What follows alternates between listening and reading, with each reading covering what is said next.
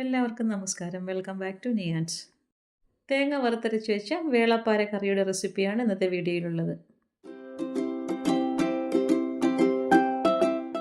ഇത് തയ്യാറാക്കുന്നതിന് വേണ്ടി വേളാപ്പാര എന്ന് പറയുന്ന മീനാണ് എടുത്തിരിക്കുന്നത്. അപ്പോൾ ഒരു ഫുൾ മീനുണ്ടായിരുന്നു. അതിൻ്റെ മുള്ളും തലയും എല്ലാം കൂടി ചേർത്ത് കട്ട് ചെയ്തെടുത്തതാണ്. ഇത് നന്നായിട്ട് ഇതിനെ കഴുകി വൃത്തിയാക്കി എടുക്കാം. ഇത് കടയിൽ നിന്ന് തന്നെ കട്ട് ചെയ്ത് വാങ്ങിച്ചിട്ട് വന്നതാണ്. അപ്പോൾ തോലെല്ലാം കളഞ്ഞ് നന്നായിട്ട് ക്ലീൻ ചെയ്തെടുത്തതാണ്. അപ്പോൾ അതുകൊണ്ട് ഇതിൻ്റെ തലയും എല്ലാം ഇതിൽ തന്നെ കിടപ്പുണ്ട്. അപ്പോൾ നന്നായിട്ട് ഇതിനെ ഒന്ന് 3-4 വെള്ളം ഒന്ന് കഴുകി വൃത്തിയാക്കി എടുക്കാം. എല്ലായിടത്തും ഇതിനെ വേളാപ്പാര എന്നാണ് പറയുന്നതെന്ന് അറിയില്ല. അപ്പോൾ ഇത് ഒരു ഫുൾ തേങ്ങ ചിരകിയതാണ്. അത് വറുക്കാൻ വേണ്ടി പാനിലേക്ക് ഇട്ട് കൊടുക്കാം. ഇനി ഇതിലേക്ക് 4-5 അല്ലി വെളുത്തുള്ളി ഇട്ട് കൊടുക്കാം.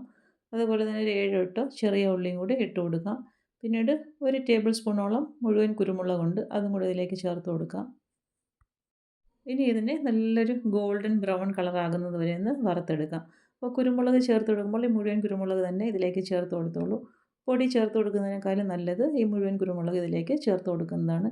അപ്പോൾ ഈ ഒരു രീതിയിൽ നന്നായിട്ട് കളർ മാറി വരുന്നത് വരെ ഇതിനെ ഒന്ന് മൂപ്പിച്ചെടുക്കാം.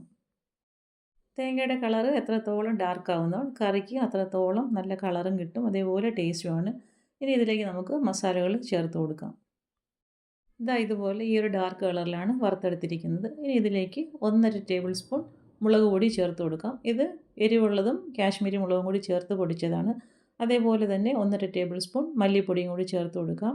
1/2 ടീസ്പൂണോളം മഞ്ഞൾപ്പൊടിയും ചേർത്ത് കൊടുത്തിട്ട് വീണ്ടും നന്നായിട്ട് ഇതിനെ ഒന്ന് മൂപ്പിച്ചെടുക്കാം. അപ്പം ഈ സമയത്ത് ഫ്ലെയിം സിമ്മിലാക്കിയിട്ടതിന് ശേഷം വേണം വറുത്തെടുക്കാൻ.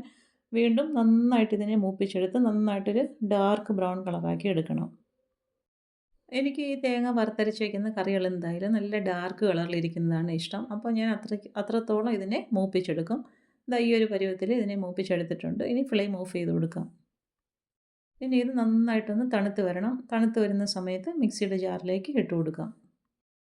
വറുത്ത തേങ്ങ മിക്സിയുടെ ജാറിലേക്ക് ഇട്ട് അരച്ച് കൊടുക്കുമ്പോൾ ഒരുപാട് വെള്ളം ചേർത്ത് കൊടുത്താൽ അരഞ്ഞ് കിട്ടാൻ പാടായിരിക്കും. അപ്പം ആവശ്യത്തിന് മാത്രം വെള്ളം ഒഴിച്ചു കൊടുത്ത് അരച്ചെടുക്കാം. പിന്നീട് നമുക്ക് കറിക്ക് ആവശ്യമുള്ള വെള്ളം അടുപ്പിലേക്ക് വെച്ച് കൊടുത്തതിന് ശേഷം ഒഴിച്ചു കൊടുത്താൽ മതിയാകും.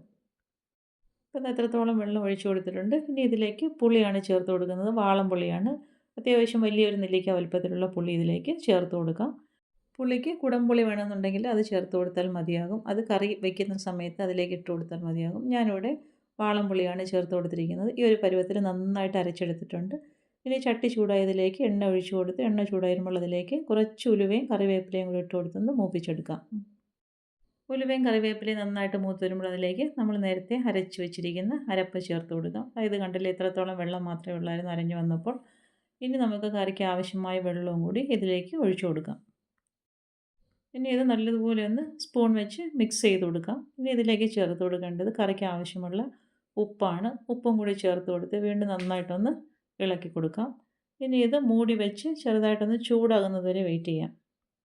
ഇപ്പോൾ കറി നന്നായിട്ട് ചൂടായി വന്നിട്ടുണ്ട്. ഇനി ഈ സമയമാകുമ്പോൾ ഇതിലേക്ക് ഒരു വലിയ തക്കാളി സ്ലൈസ് ചെയ്തതും 3-4 പച്ചമുളക് കീറിയതും കൂടി ചേർത്ത് കൊടുക്കാം. വീണ്ടും നല്ലതുപോലെ കറി ഒന്ന് ഇളക്കി കൊടുത്തതിന് ശേഷം മൂടി വെച്ച് കറി തിളയ്ക്കുന്നത് വരെ വെയിറ്റ് ചെയ്യാം. ഇപ്പോൾ കറി നന്നായിട്ട് തിളച്ച് വന്നിട്ട് ഈ സമയമാകുമ്പോഴേക്കും കഴുകി വൃത്തിയാക്കി വെച്ചിരിക്കുന്ന മീൻ കഷ്ണങ്ങൾ ഇതിലേക്ക് ഇട്ട് കൊടുക്കാം. മീൻ കഷ്ണങ്ങളെല്ലാം ഇട്ട് കൊടുത്തതിന് ശേഷം സ്പൂൺ ഉപയോഗിച്ച് നന്നായിട്ട് ഇതിനെ ഒന്ന് മിക്സ് ചെയ്ത് കൊടുക്കാം.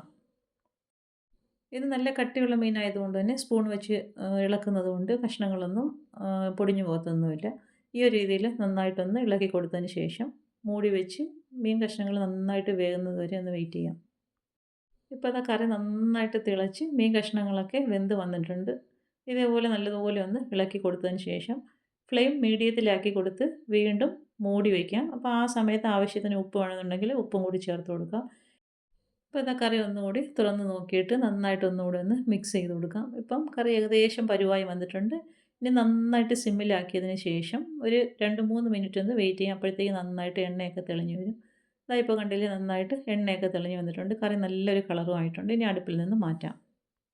ഇത് കണ്ടില്ലേ, നല്ല സൂപ്പർ ടേസ്റ്റിൽ ഡാർക്ക് കളറിലുള്ള മീൻ കറി റെഡിയായി കഴിഞ്ഞു. അപ്പം വേളാപ്പാര മീനൊക്കെ കിട്ടുമ്പോൾ ഈ ഒരു രീതിയിലൊന്ന് കറി വെച്ച് നോക്കും.